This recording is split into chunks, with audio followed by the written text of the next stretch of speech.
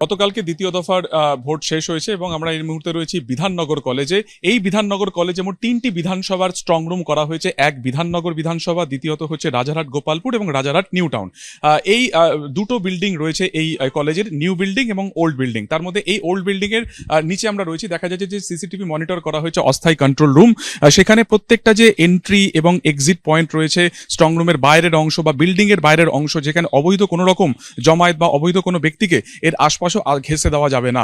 এবং শুধুমাত্র তাই নয়, এখানে একেবারে কলকাতা রাজ্য পুলিশের তরফে বাইরে যেমন তারা নিরাপত্তার দায়িত্বে রয়েছেন, ভেতরে অর্থাৎ স্ট্রং রুমের ভেতরের দিকে পোর্শনের বিল্ডিং এর ভেতরে সেখানে কিন্তু আধা সামরিক বাহিনী সেখানে পোস্টেড রয়েছে। অর্থাৎ কোনোভাবে যাতে এই স্ট্রং রুমকে ডিকোড না করা যেতে পারে বা যাতে সেটাকে সুরক্ষা রাখা যেতে পারে, তার সর্বরকম প্রচেষ্টাই কিন্তু করা হয়েছে। বিভিন্ন জায়গাতে নির্বাচন কমিশনের তরফে যে নির্দেশ রয়েছে যে প্রত্যেক দিন জেলা শাসক এবং রিটার্নিং অফিসারকে সশরীরে আসতে হবে এবং এই স্ট্রং রুমের কি পরিস্থিতি রয়েছে তার রিপোর্ট কিন্তু নির্বাচন কমিশনকে জানাতে হবে। ফলত আগামী 4 দিন এই যে 3টি বিধানসভা কেন্দ্র তোমাকে বললাম, তার স্ট্রং রুম হিসেবে ভিভিপ্যাট এবং ইভিএম কিন্তু এখানেই সুরক্ষিত থাকবে এবং কড়া নজরদারি চলছে সিসিটিভির মাধ্যমে এবং প্রত্যেকটা পয়েন্টে কিন্তু পুলিশ এবং আধা সামরিক বাহিনী পোস্টেড রয়েছে সেখানে।